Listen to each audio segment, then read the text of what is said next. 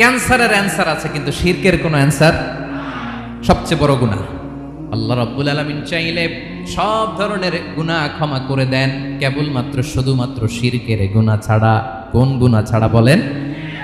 আবার আল্লাহ বললেন, লা ইন আশরাকতা লা ইয়াহবাতান্না আমালুক ওয়া লা তাকুনান্না মিনাল খাসিরিন। যদি শিরক করো তোমার আমলগুলো বাতিল করে দেব, কিয়ামতের দিন আখিরাতে তুমি হবা খাসিরিন, লুজার। যদি শিরক করেন, নামাজ বাতিল, হজ বাতিল, রোজা বাতিল, তেলাওয়াত বাতিল, সব বাতিল যদি শিরক করেন।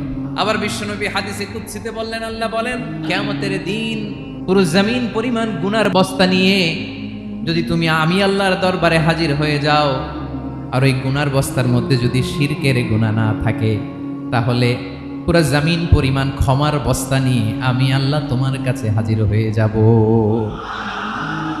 তাহলে শিরকের সাথে আমাদের কোনো সম্পর্ক